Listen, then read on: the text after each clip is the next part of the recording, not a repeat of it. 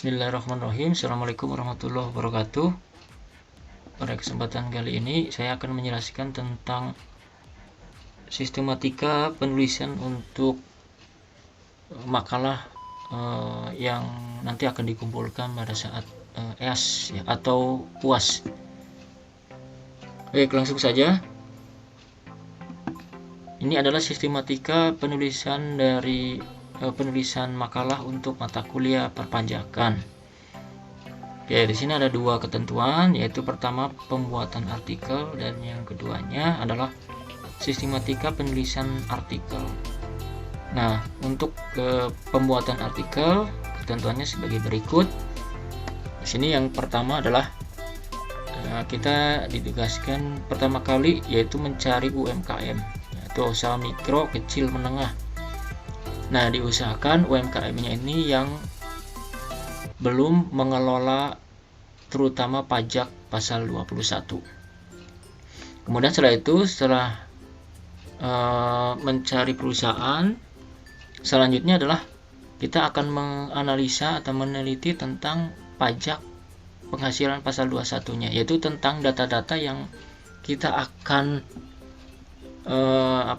peroleh dari penelitian tersebut. Ya, contohnya misalkan ada gaji karyawan, kemudian ada tunjangan-tunjangan, kemudian ada pengeluaran-pengeluaran atau biaya-biaya, kemudian ada data dari masing-masing karyawan seperti status perkawinan, kemudian tanggungan gitu ya. Itu yang perlu nanti akan Anda cari datanya di perusahaan tersebut. Kemudian nanti pada saat Anda mencantumkan perhitungannya atau datanya di dalam laporan, Anda bisa mengganti nama tersebut, nama karyawan tersebut dengan inisial. Oke, kemudian ketentuan pengetikannya yaitu pertama di sini ada margin kiri, kemudian margin kiri 4, atas bawah kanan 3 cm. Kemudian kertas A4, jenis huruf itu Times New Roman. Fontnya 12, spasinya 1,5. Kemudian nanti pada saat mengumpulkan ke EAS-nya nanti dirubah menjadi PDF. Nah, ini ketentuan dari F sampai H. Nanti ada ketentuan khusus atau pemberitahuan khusus yang nanti akan disampaikan, bisa melalui video, bisa juga nanti melalui grup ya, WA grup. Oke, kemudian selanjutnya itu adalah ketentuan yang pertama ya, yang berhubungan dengan pembuatan artikel. Yang selanjutnya adalah sistematika penulisan artikel. Nah, ini yang menjadi pembahasan yang penting di dalam penulisan dari artikel tersebut. Nah, secara keseluruhan di sini untuk sistematika penulisannya itu hanya satu cover, kemudian ada abstrak, daftar isi, bab 1 pendahuluan. Nah, pendahuluan itu terdiri dari latar belakang, rumusan masalah, dan tujuan penelitian. Kemudian ada bab 2-nya itu adalah pembahasan. Nah, nanti di pembahasan itu ada terdiri dari teori dan di bawahnya nanti ada pembahasan dari atau hasil dari penelitian kita, yaitu berupa pengelolaan atau penghitungan PPh pasal 21 di perusahaan tersebut. Nah, kemudian setelah itu ada daftar pustaka ya, ada daftar pustaka. Oke, nah lebih rincinya nanti akan ada penjelasan di bawah di dalam penjelasan ini. Oke, kita langsung saja ke penjelasan yang pertama, yaitu cover. Nah, ini adalah contoh cover. Contoh covernya, atau dalam hal ini adalah template-nya ya, template cover. Jadi ini dijadikan contoh untuk pembuatan cover dari makalah atau artikel tersebut gitu ya. Nah, Anda nanti tinggal menyesuaikan saja. Jadi yang hitam-hitam itu Anda tidak usah rubah, tapi yang perlu Anda sesuaikan itu adalah yang warnanya merah ya. Yang warnanya merah itu Anda rubah, disesuaikan dengan kelompoknya masing-masing. ya, yang warna merah ini pada perusahaan apa gitu ya. Kemudian ada nama mahasiswa gitu ya, kemudian NPM dan kelas. Nah, berhubung ini bersifat kelompok, jadi nanti semuanya untuk mahasiswanya ini nanti dicantumkan semua namanya ya, dicantumkan semua namanya. Jadi dari 1 sampai 10 orang misalkan seperti itu ya. Kemudian ada NPM-nya juga, ada kelas. Jadi nanti formatnya itu nama NPM ya, kemudian nanti kelasnya di atas, bolehlah di atas ya, di sebelum nama mahasiswa. Jadi nanti kelas apa gitu ya, kemudian nama NPM. Kemudian setelah itu ada makalah, kemudian untuk memenuhi salah satu syarat ujian memperoleh nilai mata kuliah perpajakan. Kemudian ada logo ya. Kemudian di sini ada program studi, manajemen atau akuntansi. Nanti tinggal pilih ya, tinggal pilih. Jadi sekali lagi untuk yang warna merah ini menyesuaikan. Ya, yang warna merah ini menyesuaikan karena di sini yang saya ajar di sini prodinya itu ada akuntansi, ada juga yang manajemen. Kemudian Universitas Teknologi Digital dan tahunnya. Kemudian selanjutnya ini ada abstrak ya. Abstrak itu isinya adalah berisi tentang ringkasan dari isi artikel. Nah, ini biasanya nanti saja kalau sudah selesai pembahasannya baru kita isikan abstraknya.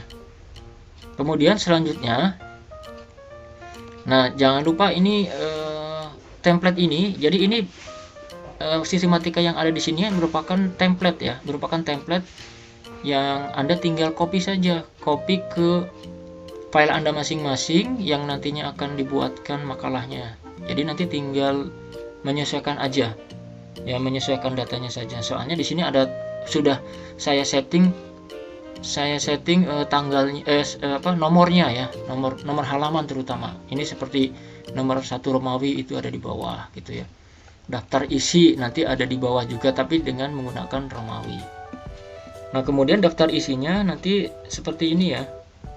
Ada abstrak, daftar isi, bab 1 pendahuluan, kemudian ada pendahuluan atau latar belakang ya, ini latar belakang. Kemudian rumusan masalah, tujuan penulisan, dan pembahasan serta daftar pustaka. Jadi cuman segini saja, tidak usah susah-susah, tidak usah terlalu banyak ya pembahasannya. Kemudian selanjutnya ada penjelasan dari masing-masing babnya. Nah, di sini bab 1 itu latar belakang. Berarti tadi di daftar isi itu latar belakang ya, bukan pendahuluan. Nah, di sini di latar belakang itu adalah kenapa kita mengambil perusahaan tersebut sebagai objek penelitian. Ya, di latar belakang. Ini minimal 1 lembar ya, minimal 1 lembar. Kemudian rumusan masalah. Ya, rumusan masalahnya tinggal diketik saja ya, tinggal diketik saja dari poin A sampai G. Jadi nanti yang Anda akan bahas ini adalah di sini, di rumusan masalahnya. Ya, di rumusan masalahnya. Kemudian ada tujuan penulisan, sebutkan tujuan penulisannya apa ya dalam hal ini.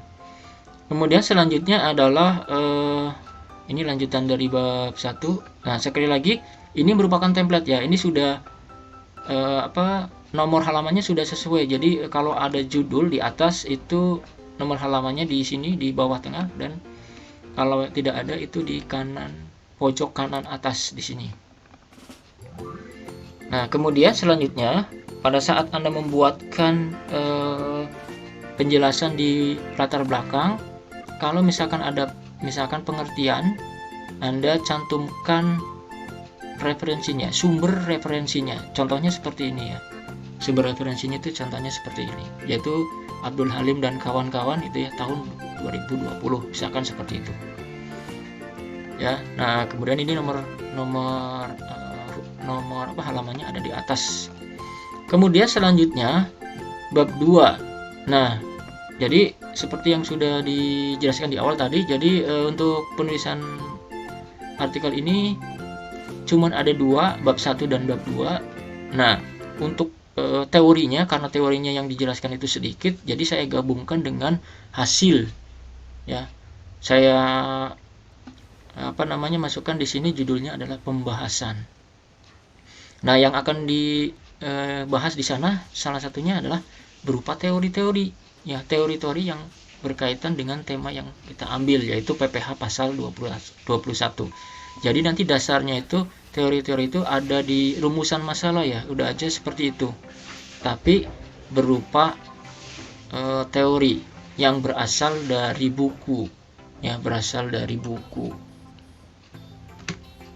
Kemudian pembahasan perhitungan sesuai dengan tema yang diambil sesuai dengan data yang ada di perusahaan yang dijadikan objek penelitian.